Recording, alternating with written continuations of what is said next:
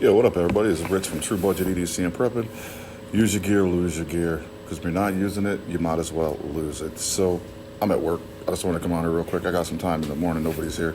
I come in, plug in shit. Gotta get my laptop charged. Gotta plug my radio in, my walkie-talkie, all of that stuff. So I get here a little bit early, so I don't have to deal with 100 people all over the place. So I've been watching like a lot of videos of like prepping, right?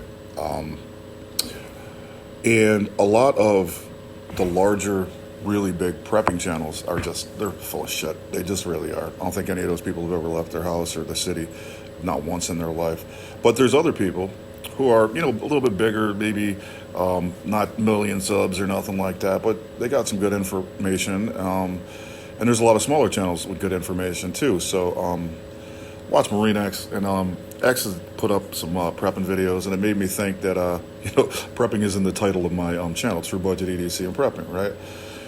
And I figured you start off with YouTube, if you're going to be an influencer, or if you just put videos up, there's some information that you want to put out to people, and then you get caught up in the EDC thing, which in itself is prepping, and you kind of go that way. Then you start doing these reviews and these go-overs and all this other shit, and you kind of get lost in that, you know what I mean? And I kind of want to get back to like the prepping side of it too, because I only did a few prepping videos. I mean, really, I haven't done a lot. I did some medical stuff. Maybe a long time ago I did some, but I haven't really done it. Now that I'm doing this Q&A with RNA with A from EDCQ, she's been doing a lot of like survival food videos, lives and stuff, and it's pretty cool. So A's doing some prepping stuff as well.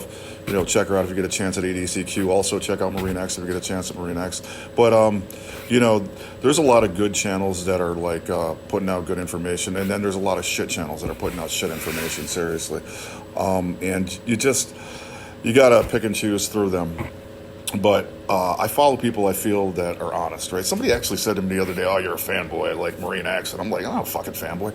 Like, what I'm saying? Like, get the fuck out of here, dude. Like, I respect people that are honest. You know what I'm saying? If they're going to say what they feel regardless of whether they get subs or don't get subs. I feel that there's a lot of shills out there, and they don't really say what they mean, right?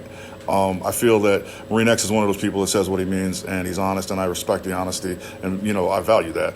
Same with other people like Dennis on EDC, EDC for Fun or EDCQA. There's a lot of people like Apex Alchemy, Billy, say whatever the fuck he wants for sure. Like, what I'm saying? But I respect that honesty where they're not going to just go along with it.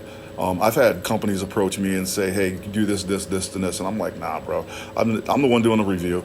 How the fuck are you going to try to tell me what to do?" So I don't play that game with them. Or they'll say, "Hey, don't put out this link because it's cheaper than our actual link." Nope, not doing that shit either. So any company that's watching, I do product reviews. I'm not doing your fucking Avant link. I'm not going to do, commission sales. If you're not going to send me shit, keep it moving.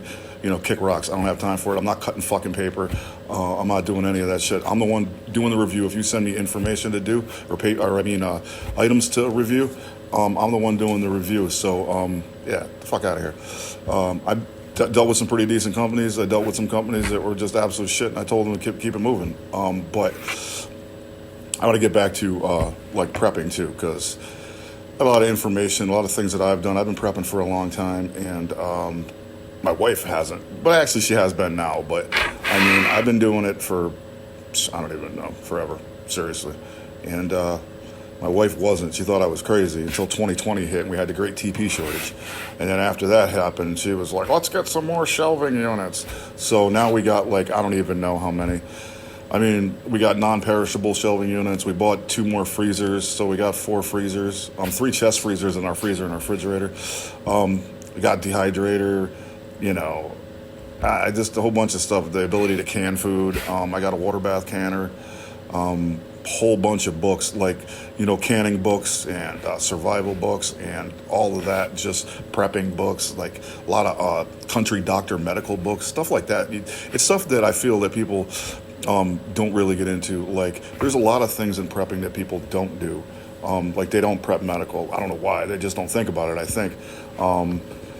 Like right now I'm prepping antibiotics. Like we've been saving them as we get them. Just say, even if you save 1 or 2 or 3 or 4 at a time, I know you're supposed to finish them all, but if you save 4 penicillins and you're on it, you'll have it eventually, and you'll have quite a few. And the the expiration date's an FDA thing. That there's been studies with Harvard and United States Army, and they keep a supply of medicine 20 years over the expiration date, and it's perfectly fine. Medicine lasts well past the date, years and years and years.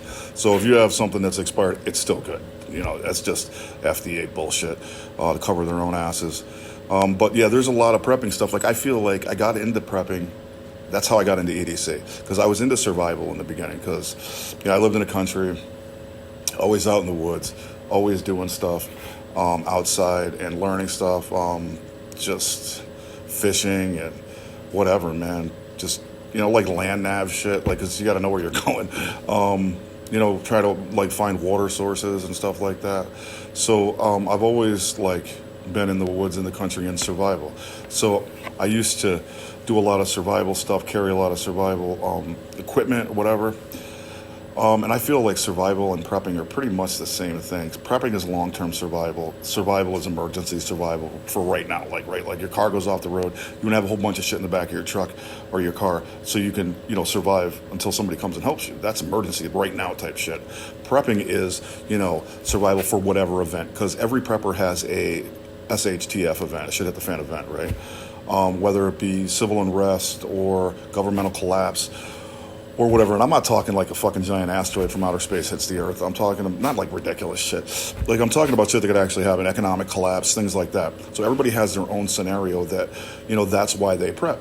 Or it could just be like a regular normal scenario, like, hey, I live on the top of a fucking mountain, we get a ton of snow, we get ice storms, we get all of that stuff, and I want to be prepared. Or if you live somewhere where there's earthquakes or tornadoes or some shit like that, you got to prepare for that event that could possibly happen. And a weather event is something that happens more frequently than a fucking 2 million foot tidal wave, right?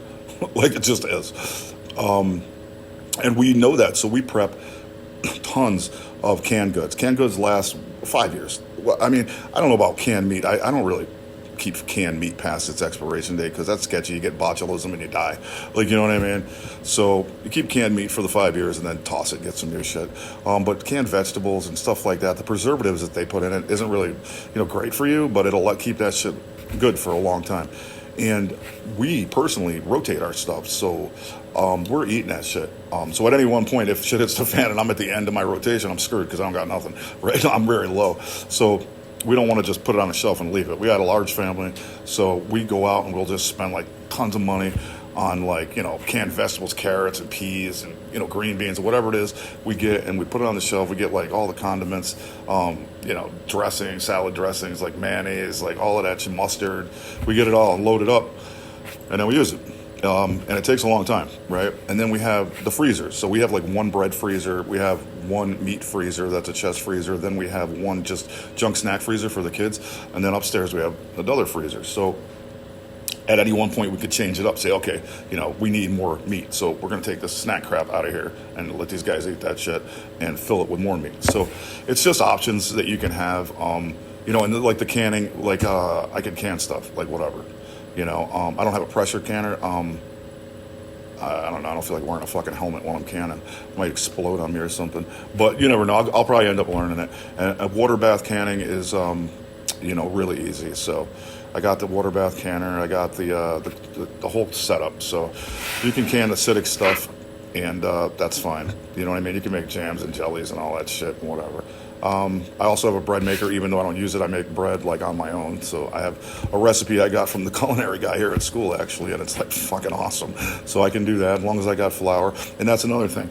I know a lot of people don't have a lot of money, but you can buy stuff for not expensive stuff. I got at Aldi's one time 40 pounds of flour. It was on sale, so I bought a whole like sleeve of case or whatever, and they were like $2 a piece or something. It was really cheap, so I bought the whole effing thing, and I had it for like forever, dude.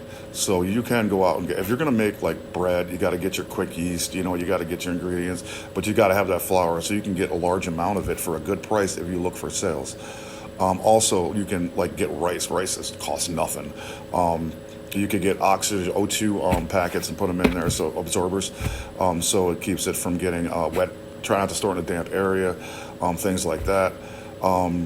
There's sugar, 25-pound bags of sugar at Super Walmart. It's like $12 or something. So there are like, you just got to look for the budget deals. And again, if you don't have a lot of money, you can just buy some few cans of food here and there and just put it away. If you're not going to rotate it. Yeah, we got too many people in my family not to rotate, like seriously. I have another BOL bug out location that has a stockpile of shelving in it, and there's like a bunch of products that are non-perishable there that we don't like use because it's there. But we do go through it like every once in a while and get rid of it because we have a freezer in the barn there, and that shit gets old. So you got to get rid of it. Like, you know what I mean? And again, like you can keep meat for a certain amount of time. If you look it up, it'll tell you 100 different things. Seriously, 1 year, 2 year, 3 years. I don't know, 3 to 5 years. I'm just saying, freezer burn. If you're hungry, you're gonna eat. You're not gonna give a fuck about freezer burn, as long as it's not like toxic or anything. You'll be fine. So I do a lot of prepping, and I've been doing a lot of prepping, and I just don't really talk about it a lot because it's just part of my life. You know what I'm saying? It's just something that I do. And I feel, like I said, I got caught up in the, oh, hey, check this review out, or look at this knife, or look at these things, and, you know, or do this go over. And I mean, some of that stuff I still got to do. But I'm kind of done with, like, just buying EDC shit. Like, I got so much stuff. I don't really feel like I need to buy more stuff. Like, people are sending me stuff. Like, I got so much shit that I've literally am giving shit away. I got a few bags I got to send out now, and that's it. But I don't know. I'm going to start doing stuff that I like more, and talking about stuff that I like more, like, you know, medical prepping, like prepping libraries. Like I said, did I say berries? Libraries? Library. Like, what the fuck? So I want to do that because that's something people don't really think about. Like, you know what I'm saying? If you're going to start prepping, you should start getting books. You should get whatever kind of books you feel that you need that are going to help you. I have tons of, like, cookbooks, canning books, recipe books, stuff like that. And then you go down the line, I got like prepper books. Like I have a homesteading, huge homesteading book about how to do all kinds of shit, like gardening and everything. But you have to just build that library up. I have a country doctor. It's just like a set of like 4 or 5 books or a few more. I don't know how many, but they're real thin. And it's got like all these medical, like holistic stuff. So I took a while ago, I took a holistic class, nursing class, because honestly, I was thinking when shit hits the fan, you're not going to have the medication that you need unless you can hit a pharmacy or something and get a stockpile, or unless you're stockpiling yourself at home, like taking 2 out here and there and not taking it a day. But you can't do that with serious meds. If you're taking like maintenance meds, like blood pressure meds, if you're missing a day or 2 here and there, like it's not a big fucking deal. You can build up a stockpile of that. Same with like antibiotics. If you're supposed to take, you know, your 10-day, yeah, you're supposed to take it, but take 2 out, you save them, you start feeling better, you know, that's whatever. So kind of do that, you know.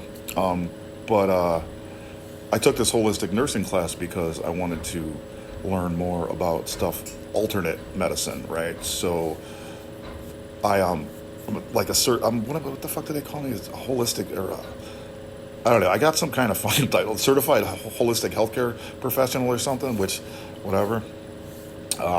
So I do that, but I do mostly supplements. So, like, if you're taking blood pressure meds and you don't have it, like, you know, losartan, lisinopril, something like that, maintenance med, you don't have it, magnesium, right? That's a supplement. Magnesium actually lowers your blood pressure. It can help you with that. Fish oil, that can help you lower your blood pressure. There's all kinds of supplements, but keep in mind they're not regulated either by the FDA, but fuck the FDA because they're full of shit anyway. So you have to keep that in mind. There's alternate things that you can stockpile. You can, you know, for medicine and for OTC shit, over the counter, you know, pain meds, and you know, you can buy lidocaine patches if you need pain relief, but you can only get 4%. So there's a lot of stuff you can do. Food is food. You know, you got to stockpile food. You get a lot of non-perishable food, unless you're going to go out. Like I saw A from EDCQ. She did a video on survival food, like Mountain House or something. It was a different one though, and she made a good point. She said they're like $10 a piece, and you know, you're not going to buy 300 of them. You're not, because it's going to cost you a shitload of money. You want to get something that's going to last, and it's not going to be super expensive, like a 30-pound bag of rice. Like, you know what I mean? Something like that. You can get cases of water and stockpile them because water doesn't go bad. Eventually, the plastic, the chemicals will leach into the water, but I mean, how long is that, right? So cases of water, I just saw online, 24-pack of water, whole case. It was like 3 for $10 at Stop and Shop here. So when you hit the sales, you know, you just stick them in your garage or wherever and start stockpiling them. And water's not expensive anyway. I mean, case of water is $3, right? So even if you only got $3 a week, go out and buy a case of water. after a fucking week, you got 52 cases. Or a year, I mean, right? That's a lot of water, man. And a person needs a gallon a day. So if you want a short-term prep for 3 days, 72 hours at least, that's great. That's at least what you should do. That's what you should put in your go bag or your bug out bag. At least 3 days survival stuff, 72 hours. At least 3 days for weather event too, because sometimes it's longer than that though. Like my in-laws live in the woods and they lost power for like a week, but they have a generator. So I have a generator. Like you just got to slowly start buying things. You know, I got a generator, Sportsman's generator. It's not a Generac. Those fucking things are like $20,000. But then you put like, you know, the transfer switch in your house. It's like $800 to do that. You can plug your generator into your fucking house, boom, turn it on, light the whole house up on a friggin' small generator. It can be done. But that's like long-term, you know, bug in stuff. Like if you live in a city, I'd advise you not to bug in, bug out somewhere else, right? Because you don't want to be around people when fucking shit hits the fan, seriously. But yeah, so I just want to come on here and like kind of guess it's a channel update because that's kind of some stuff that I want to do, more prepping stuff. You know, I don't know. There's so much you can do in prepping, man. There is. You can, like I said, prep short-term, prep long-term, prep for weather events, prep for, you know, catastrophic events, economic collapse, shit like that. You know, prep food, get freezers, like canned goods, dehydrate meat. There's so many things like you can do. And the funny thing is once you start doing it, you start doing it. I just said the other day we should get another freezer. Like I lost my fucking mind, right? Like seriously, we already got 4 freezers. Like I don't know what I'm gonna do with another one, but I was like, I should get another freezer. Like because we have, like I said, a lot of people in our family, and fucking kids eat, man. Like I ain't lying. Like it's crazy. Like my son eats like, I don't know how the hell do you eat that much, dude? And at like 8 o'clock at night, like every night. Like yo, I got a friggin' 7-course meal, please. It's 8 o'clock at night. Like what the fuck, dude? It's crazy. So if you got family, it's one thing, you know what I'm saying? If you're by yourself or with another person, it's just 2 of you, you don't have to go that deep. You know what I'm saying? It's just, it all depends on what your situation is and what you need to prep for. You have to keep that in mind and what your funds are too. But over, you know, 5 or 10 years, you know, this is what I'm talking for me. It's been over like 10 years. We started this, and then it got really increased because then my wife got involved, and she was like, all right, we got to do all of this other shit. You know what I'm saying? So she's on it more than I am now with the shelf downstairs with the non-perishables. She's like, we got to go refill this shit. I'm like, but then they go downstairs and they mess it all up, so shit's all out of line, and I'm like, I ain't even fucking with that shelf no more. You guys got shit all over the place.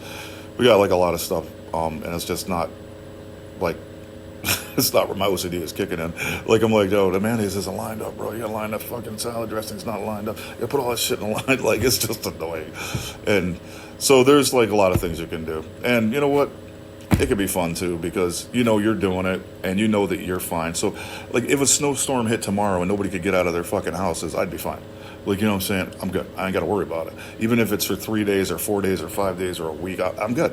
Like, I got fucking food in the freezer. I got bread in the other freezer. I got meat. I got snacks. I shut these kids up.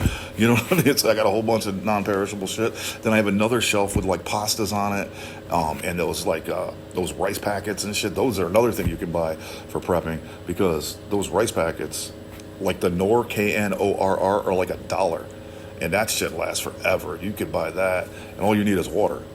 I mean, it says put butter and some other shit in there sometimes, but if you really had to, you could just use water. Ramen noodles, crackhead noodles, I call them, right? Fucking things are like $5 for, what is it? I don't know how many. Those are cheap. You can get those, stockpile them shits, and pile them up in your garage corner and have 100 of them. So there's a lot of stuff you can get. I mean, in a shit at the fan situation, sometimes you're not going to have shit that you actually want, but you're going to have shit that you actually need to stay alive with. The average person can survive on a starvation diet at 1,200 calories a day. So if it comes down to it, I mean, you're going to lose fucking weight, and you're not going to be happy, but whatever. Like, we were talking about it on the live the other day, like, A was saying stuff. I mean, you could, you know, sardines, canned shit, like potted meat, like, you know, all of that stuff that, you know, it's not great. It's not going to be the most delicious thing you've ever had, but it's fucking calories, and that's what's going to keep you alive. So that's what I'm going to start doing. I think more stuff that I want to do because I'm kind of just burnt out with the whole EDC thing. Like, I don't know, man. I got knives that I'm using. I got 100 and something knives now. I got some, gave some away. But I'm carrying the ones I want. You know what I'm saying? I'm not going deep, like taking a different knife out every day. I don't really do that. And for me to say that I do that, I'd be full of shit. Like, you know what I'm saying? I know a lot of people do it because they have online businesses and they're getting stuff from people, and you have to review it because people send you stuff, and I understand that. That's something you got to do if that's what you're doing, right? I'm not really getting knives from people. I am getting flashlights from people, but I'm still carrying the same flashlight.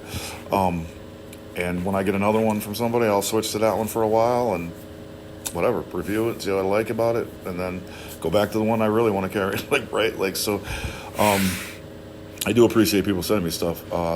It's just that I don't change out like that, seriously.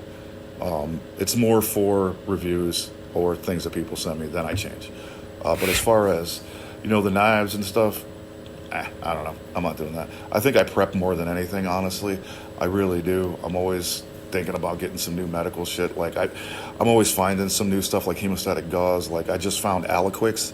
If you look that up, it's on Amazon as kaolin impregnated hemostatic gauze. Kind of like combat gauze. Fucking combat gauze is like $50 for Z-Pack. And that's a lot. I just found the Aliquix Z-Pack, and it's on Amazon for $13. Like, and it's kaolin impregnated, just like Quick Clot, right? So I carry, usually, like I said, that combat gauze like fucking $40-$50, and that's a ETD. This is EMS gauze, right? And this is Quick Clot. It's impregnated as well with the kaolin, and that was $20. So if you don't get like the combat gauze, you can get just rolled gauze or just a gauze pad for like $15 to $20. But to get the actual like combat style gauze, like the Z Fold, that's rough. That's $13 is fucking great, dude. So I'm gonna pick one of those up. So that's what I do. I'm always looking for medical shit because I do medical stuff, and then I do that EMS emergency medical responder stuff for those races, those bike races and shit. So that's a good shit to have. Somebody fucking goes down, a rock hits them in the head or some shit, like, you know what I'm saying? Can't stop bleeding, open up, put it on their head, like, you know what I'm saying? And then I always carry like an ETD. So I got like an ETD, which is a compression bandage, or it's a mini responder actually, and I carry them in my cargo, and at least I got that for somebody if they fucking have a traumatic bleeding event until somebody else gets there, like ALS.